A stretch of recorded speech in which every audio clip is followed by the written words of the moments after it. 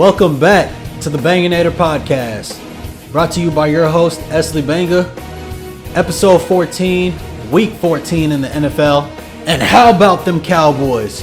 The Cowboys got another dub, but barely, 27-23 against the Houston Texans. The now 1-11-1 Houston Texans. It was embarrassing having to be in that tight of a battle with the Houston Texans, because their record says that they suck. They're the last team, bottom, last place in the NFL. And it took us having a 98-yard game-winning drive to win the game. It was embarrassing, but I'll get into the details in a little bit. Before I continue, thank you to all my subscribers and viewers. Keep liking, keep subscribing so I can keep bringing y'all more content. And tune in to the Banganator podcast on Instagram. And as y'all can see, I got my mic here, so it's sounding way better. No more echo. It's clear and crisp sound. So that sound will be expected, and I aim to bring higher and higher quality as I continue this podcast. Now, in the NFL, you try to get a win every week, no matter how hard it is. You realize that no matter how much a team sucks, they're still an NFL team too. They're still grown men trying to get a dub, trying to provide for their family and put food on the table for their family. So don't rest up and don't take it easy on even the bottom teams, the teams that suck the most, because then you end up with a game like this past Sunday, where you find yourself in a battle all throughout the game. It was very disappointing seeing them just struggling so bad, but it's just another reminder to bring you down to earth. Okay, yeah, you had all those good wins the past 3 weeks, the past month before, but hey, pay attention. Pay attention to the little mistakes. Because a game like this past Sunday, that can end up costing you in the playoffs. So let's get down to the nitty and gritty. Again, 27-23. Dak Prescott, 24 for 39. 24 completions out of 39 attempts. 284 passing yards, 1 touchdown, 2 interceptions. The interceptions has become an issue. It's become a big issue. It seems like every game he's throwing interceptions, and it's going to come back to bite you in the playoffs. Especially when you're throwing 2 interceptions. The chances of you winning after throwing 2 interceptions goes way down. I understand Dak being a risky thrower and getting the ball downfield. Okay, yes, you're putting the ball in harm's way. But 2 interceptions, come on, you got to limit it. And going every single game throwing interceptions, it's not acceptable. It's just not. So it's kind of tough because at the same time, he's a risky passer, kind of Romo-esque. So you understand that he's going to put the ball in harm's way. But man, you can't give the other team extra possessions. You just can't. It's going to come back to bite you. Tony Pollard, 2 touchdowns, 1 rushing, 1 receiving. Ezekiel Elliott, 1 touchdown. And that was at the end of the game to get us that lead at the end, to bring it to 27. Dalton Schultz, our biggest receiving playmaker. He had 87 receiving yards. And even though he had some key drops in the game, he was crucial in that last game-winning drive. Noah Brown, 85 receiving yards. He also made big catches throughout the game. Cowboys defense, no sacks, which I was disappointed in, because if the defense is going to get some sacks, you would think that it would be against a team that's 1-10-1. So really disappointed in that fact that they didn't have any sacks. 1 interception, that last interception to win the game at the end. And we did have some key goal line stands.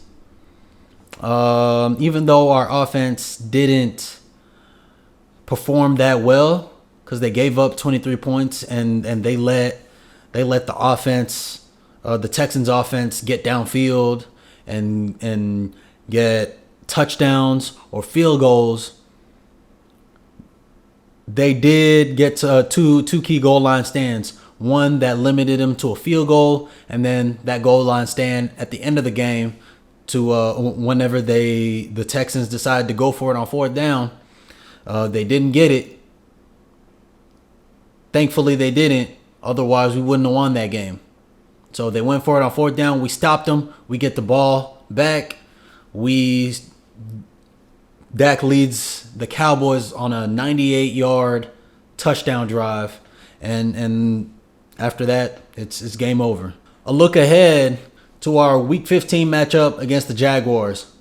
We play them at 12 Central Time on Fox. And Jags are 5-8. So based off of their record, I believe that we will win if we don't play them like we played the Texans. We know that they have good playmakers, especially their quarterback, Trevor Lawrence. He's a playmaker. He ever since his college days at Clemson, his whole entire career in high school and in college at Clemson. And at the NFL level, it hasn't translated into a whole lot of wins, but we see the talent is there. So the Jaguars being led by Trevor Lawrence aren't to be taken lightly. Treat it as if it's the best team in the NFL, as if it's the Eagles, and stomp on their neck and don't let your foot off the gas and play to the highest standard. Don't stoop down to whatever team you're playing like you usually do. And if you do that and you take care of business, we'll win this game and we'll move on to the next. But take care of business against the Jags. And now it's time to talk about my top 4 favorite things from Week 14 in the NFL in football terms. So on first down, my first favorite thing from Week 14 is Tony Pollard and his 2 early touchdowns in the game versus the Texans to not only put the Cowboys in good position score-wise, but also to give me to launch his 22-point day that he had for me in fantasy football. On second down, my second favorite thing from Week 14 is Baker Mayfield leading a game-winning drive and game-winning comeback against the Raiders 17-16 on Thursday Night Football. This story is amazing. Baker Mayfield gets released from the Panthers, gets picked up and signed by the Rams on a Wednesday, barely has time to practice with them for 24 hours, and comes in the game on Thursday Night Football and is throwing darts on the field, accurate. Where's this when you were on the Browns the whole time and on the Panthers? On third down, my third favorite thing from Week 14 is Mr. Irrelevant, Brock Purdy, leading the 49ers to a 35-7 win against the Bucs, Tom Brady's Bucs. For those of you that don't know, Mr. Irrelevant is a nickname given to the very last pick in the NFL draft. Brock Purdy was the last pick, and we see him. Obviously, he's coming off the bench because of the injury to what's his name, Jimmy Garoppolo. Brock Purdy steps up and delivers this fantastic win, and he looks like a competent quarterback, throwing darts all over the field and throwing misses all over the field. He can pass. So and it was even funnier that it was against the great Tom Brady. And on fourth down, my fourth favorite thing from Week 14 is the NFC East. All 4 teams in the NFC East being in the current playoff picture. Philadelphia Eagles at the number 1 seed. And then we have the Cowboys at the number 5 seed. Washington at the number 6 seed. And New York at the number 7 seed. We all know how horrible the NFC East has been the last 2-3 years. Especially in 2020 when Washington won the division with the losing record, 7-9. I'm now going to talk about the most recent news, some of the most recent news out of the University of Texas. Bijan Robinson, he has been selected for he won the Doak Walker Award in football. It's given to the best running back in college football. He won it from the finalists were Chase Brown out of Illinois, and Bijan Robinson, of course, out of Texas, and what's his name? Blake Corum out of Michigan, and Bijan Robinson won it. It just comes to show how great of a tradition that Texas has of great running backs. I call it RBU, Running Back University. But speaking of Bijan Robinson, he has decided to forego the rest of his college athletic eligibility for the NFL draft. So, he's made it known that he's going to declare for the NFL draft. And when my wife and I watched these Texas games all of this season, we were like, he's going to the NFL for sure. So I'm happy for him. Same thing with Roschon Johnson, which surprised me, but he's the backup running back. He declared for the draft as well, and so did defensive player DeMarvion Overshown. I already knew that he makes the most tackles on the defense, so I already knew that he was going to be NFL worthy. So they're not going to be in the bowl game against Washington. That's going to be a big hit, but you understand these are these kids' futures. So they don't want to mess up their future and risk an injury whenever they see that they're good enough for the NFL. In other University of Texas news, and on a more serious note, Texas basketball head coach Chris Beard was arrested on Monday on felony charges due to domestic violence.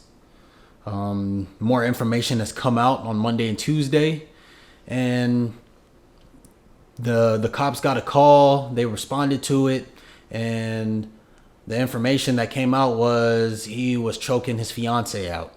So as the investigation goes on and more information comes through, if all of this is true, which I believe it is, he needs to be fired. He doesn't deserve to be the leader of men. And I hope that the guys on the basketball team don't get distracted by this, and I hope that they're able to get through this, because they're 8-1. They're ranked 7th nationally on the AP poll, and they have a real shot of going far in the March Madness tournament. And Texas volleyball moved on to the Final Four after beating Ohio State 3-1. I watched them beat Marquette, and I watched them beat Ohio State, put a beat down on them. It was convincing. The campaign has been led by star players Jenna Gabriel and Logan Eggleston. You whenever you watch them play, you see their dominance, and you see why they're so good, and you see why they have Texas ranked number 1. So it's their 10th Final Four appearance in the last 15 seasons, and their 27th appearance overall in the Final Four. So if you know me, you know I root for all Texas sports that are doing good. Football, men's and women's basketball, baseball, softball, volleyball. So they go up against the San Diego Toreros this Friday. Let's hope that they can beat them and then get to the championship. Let's go, Texas. Now, one of my favorite subjects, fantasy football. I got first place. I finished the season first place. I finished the season 9-5 after my 6th straight win this past Sunday, or this past NFL week. You got to give it to your boy. I started the season 0-3, but it's not how you start, it's how you finish. So I ain't gonna lie, I'm giving myself a pat on the back because I deserve it. Started off 0-3, and now 6 straight wins at the end of the season later. I finished with the number 1 seed. I got a bye week coming up, so I don't have to worry about the first round of the playoffs. And then the first round that I'm going to play is going to be the semifinals. All I got to do is win that one, and I'm in the finals. I'm in the championship. Trying to get that elusive fantasy football championship that I've never won. I won 125 to 111, and I was in the lead the whole time. Top playmakers was Tony Pollard, Josh Jacobs, and Joe Burrow, and the Kansas City Chiefs defense. Tony Pollard got me 22 points, as I had mentioned earlier. Josh Jacobs got me 19 points. He never fails. Joe Burrow, solid quarterback, consistent quarterback, 17 points. And the Kansas City defense, they created some turnovers, so they got me 15 points. So I'm in a good spot right now, and something that I haven't mentioned earlier or at any point on this show is the person that wins the whole entire league, that wins the championship, gets $900. We have 12 players in our league. We each put in $100. First place, the person who wins the championship, gets 900 of it.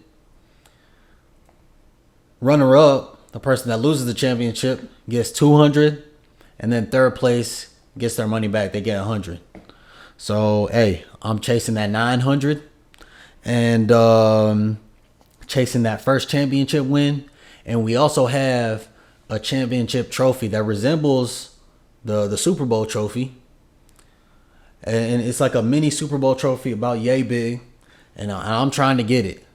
The commissioner of the league has won it 2 years in a row now, and I'm trying to get it. So I'm coming for that. Last but not least, I'm gonna talk Mavs, my favorite NBA team. They've been all right. So far, they're 14-13 on the season. And here is how some of the past few games have gone for them. Warriors, they won against the Warriors 116-113. Lost against the Pistons 131-125. They won against the Knicks 121-100. Won against the Suns 130-111. I watched that game. It was a good game. They got revenge whenever they lost their opening game against the Suns. They won against the Nuggets 116-115. Lost against the Bucks 106-105. My wife and I watched that game, and it was infuriating how we let him come back late in the fourth quarter and get a lead and watch us lose that game. That was so infuriating and frustrating. Mavs, you got to get better at finishing games. We lost to the Bulls 144-115. Won against the Thunder 121-114, and that was our most recent game. I'm actually going to be attending the Mavs game on Friday, December 16th against the Trailblazers. My cousin got me tickets. He got me the tickets last month when it was my birthday as a birthday gift. I'm forever grateful. I love him to death, and I love the fact that he got me these tickets. It's just another one of his tokens of appreciation. So thank you, Aaron. I love you. But it's going to be a fun time. This is going to be my third Mavericks game. I've been to 3 Mavericks games. This is going to be my fourth, actually. I've been to 3 previous ones. One was a Clippers game in the playoffs, so that was exciting. And then 2 others was when Dirk was playing. But it's going to be fun. I can't wait. I'm going to post me being there on the Banganator podcast Instagram. So y'all go over there to see me get hyped up at American Airlines Center. Thank you for tuning in to this episode of the Banganator podcast. Don't forget to like and subscribe. Let's take care of business against the Jaguars on Sunday. How about them Cowboys? Let's go. The Banganator podcast is brought to you by Esley Banga, diehard fan of the Dallas Cowboys since 1997. How about them Cowboys?